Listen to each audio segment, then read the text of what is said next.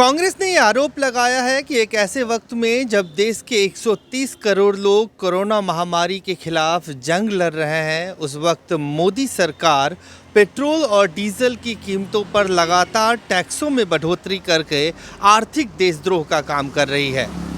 कांग्रेस के प्रवक्ता रणदीप सुरजेवाला ने कहा कि कल जिस तरह से देर रात मोदी सरकार ने पेट्रोल पे 10 रुपये और डीजल पे 13 रुपये टैक्स लगाने का काम किया, वो एक आर्थिक अपराध है। पिछले 48 दिनों में मोदी सरकार ने पेट्रोल पे 13 रुपये और डीजल पे 16 रुपये टैक्स लगाया है। दरअसल 14 मार्च को ही मोदी सरकार ने पेट्रोल और डीजल पर 3-3 रुपये का टैक्स लगाया था।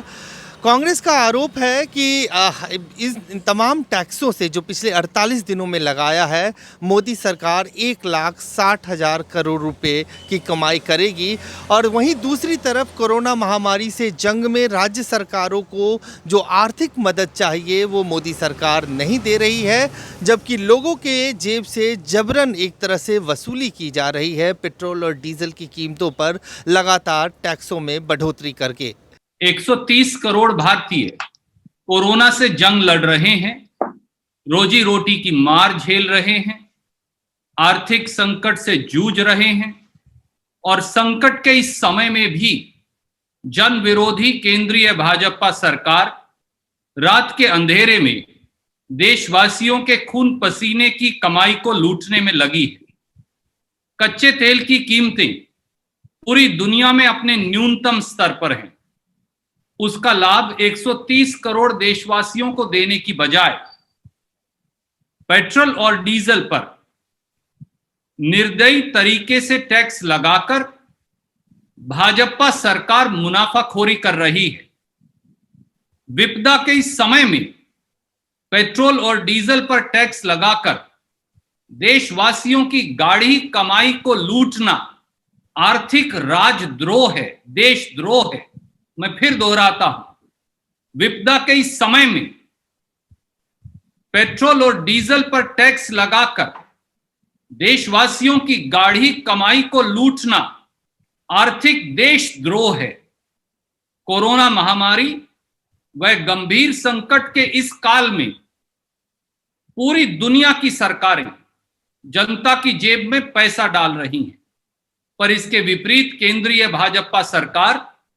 देशवासियों से मुनाफाखोरी व जबरन वसूली की हर रोज एक नई मिसाल पेश कर रही है। देश की जनता का खून चूसकर अपना खजाना भरना कहां तक सही या तर्क संगत है। 4 मई 2020 को यानी कल भारत की तेल कंपनियों को कच्चे तेल की कीमत प्रति बैरल पड़ती थी अमेरिकी डॉलर 23.38 या 1,772 रुपया। एक बैरल में होते हैं 159 लीटर, यानी आज की तारीख में देश की तेल कंपनियों को प्रति लीटर कीमत पड़ रही है 11 रुपया 14 पैसे प्रति लीटर। तो फिर देशवासियों को 11 रुपया 14 पैसे प्रति लीटर वाला तेल, 71 रुपया 26 पैसे प्रति लीटर पेट्रोल वह 69 रुपया 39 पैसे प्रति लीटर डीजल के हिसाब से क्यों बेचा जा रहा है?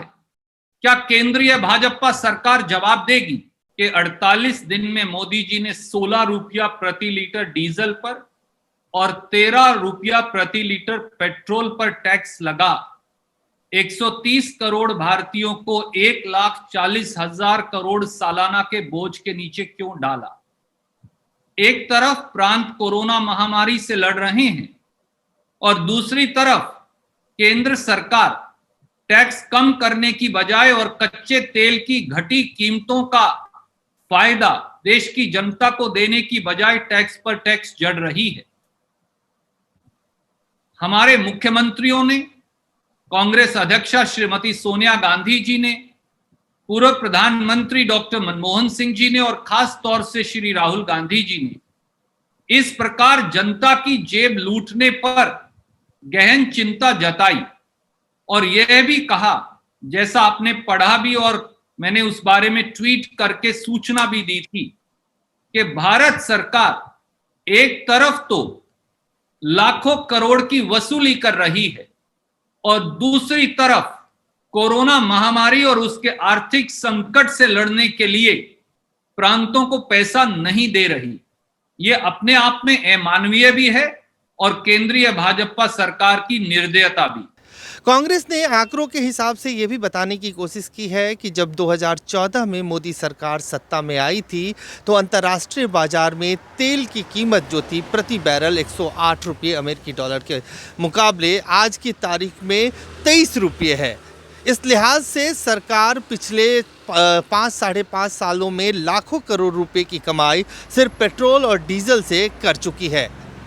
जिसका सीधा फायदा आज के दिन में वैश्विक महामारी के दौर में आम लोगों तक पहुंचना चाहिए, जो नहीं पहुंच पा रहा है। फ्रंटलाइन वॉरियर, चूंकि इस पूरे कोरोना महामारी में राज्य सरकारें हैं, ऐसे में राज्य सरकारों को जो आर्थिक पैकेज मिलना चाहिए, एक तरफ मोदी सरकार उसको देने में कोताही बरत रही है, दूसरी तरफ लोगों से पेट्रोल और डीजल के नाम पर जबरन वसूली की जा रही है। कांग्रेस पार्टी का ये भी आरोप है कि पेट्रोलियम पदार्थों की कीमतों में जिस तरह से केंद्र सरकार टैक्स लगा रही है, उसको देखते हुए 75% इसका हिस्सा सीधे सीधे राज्य सरकारों को मिलना चाहिए, जो मोदी सरकार दे नहीं रही है। अजय झा, गो न्यूज़, दिल्ली।